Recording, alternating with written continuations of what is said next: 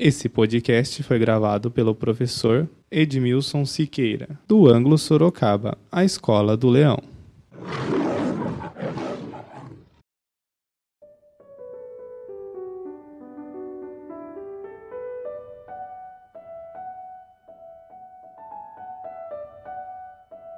Olá, como vão vocês, queridos alunos, segunda série?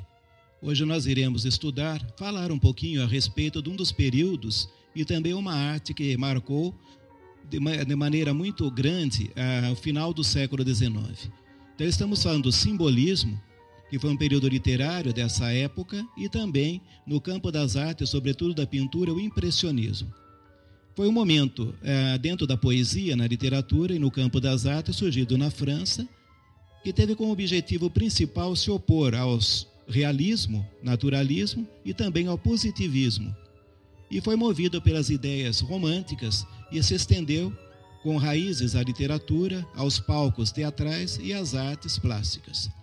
A origem do simbolismo nós temos como principal marco inicial em 25 de junho de 1857, quando Charles Baudelaire publicou um livro de poesias chamadas As Flores do Mal.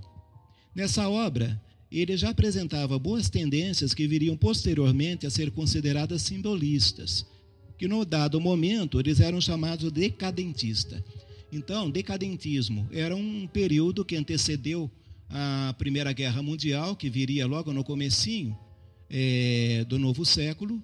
Estávamos passando também no setor da saúde por uma crise muito grande com o retorno da tuberculose. Então, os famosos tísicos, os poetas simbolistas, em sua grande maioria, eram também tísicos, ou seja, tuberculosos. Então, diversos outros escritores começaram a filiar ao estilo de Baudelaire, intitulando-se decadentistas.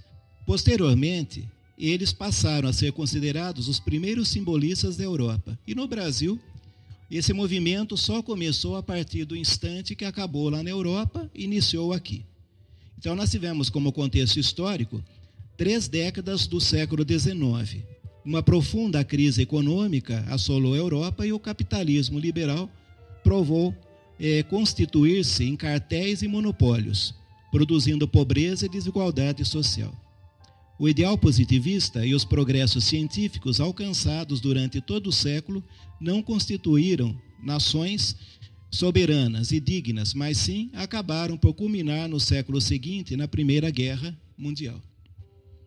Nesse ambiente de desilusão com a realidade, em alguma medida com a própria racionalidade, floresceram então obras como a de Baudelaire, no movimento simbolista.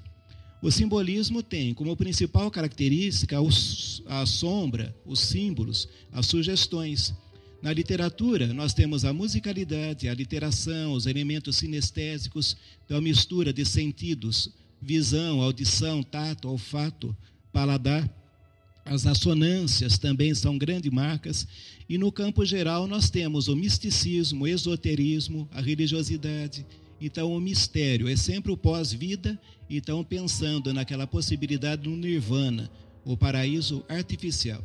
Então, foi um momento mais a desprender-se das amarras que prendia-se à vida terrena e buscar, então, o plano do etéreo. Nós tivemos como principais escritores simbolistas, em Portugal, Eugênio de Castro, também com Flores, Horas Tristes, e tivemos Camilo Peçanha com Clepsidra. No Brasil, nós tivemos Cruz de Souza, conhecido poeta também negro, que além de passar por um momento bastante difícil, também tísico, e até por conta da sua etnia, ele era chamado o cisne negro, que passou também por muito preconceito racial e social em sua época. Autor de Missal e Broquéis, que de certa forma são as obras que abriram esse período simbolista no Brasil. E Alfonso Guimarães, também excelente poeta, que tem como um dos principais poemas Câmara Ardente e Dona Mística. Nesse mesmo momento, surgia também no campo das artes o que ficou conhecido como impressionismo. Então, pegando a mesma ideia da simbologia, do místico, da literatura simbolista, nós tivemos o impressionismo, a pintura impressionista, que trabalha também com impressões, com pinceladas breves, esfumaçadas, que de certa forma apenas sugerem a ideia a ser passada pelo ponto de vista do pintor. Então, nesse momento, nasce, vamos dizer assim, Monet. Então, Monet foi um dos principais representantes desta arte, juntamente com Paul Cézanne, Edgar Degas e Renoir. Esses artistas estavam interessados em confirmar com a tinta as impressões sensoriais de cor, luz, som e de movimento, por meio de cores claras e brilhantes, bem como pinceladas mais livres e distintas. As figuras representadas não possuíam contornos nítidos, e as sombras deveriam ser coloridas e as cores deveriam ser usadas puras, evitando misturar as tonalidades. Então, dava uma ideia que a gente pode perceber em todas as obras impressionistas, que as imagens, as figuras retratadas, elas não possuem face. Ou seja, elas podem representar qualquer pessoa ali. Então, dá uma impressão. Então, Claude Monet, ele costumava afirmar que só é possível conhecer um objeto plenamente se for possível experienciar toda a gama de possibilidades e expressões que ele provoca. Bom, então, abrindo um campo muito maior de interpretação.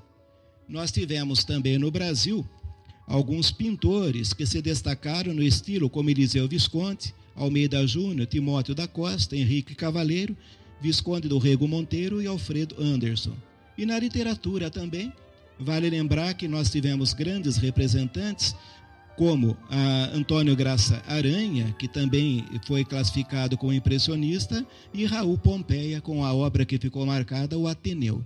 Então, é uma dica também que a gente dá, que seria bastante interessante a gente puxar também algumas imagens pela internet da arte impressionista, para verificar quais são os detalhes, o que esse impressionismo, de certa maneira, ele se distingue das demais artes, principalmente na pintura, e podemos entender o que foi isso também, uma época que se estendeu para a literatura.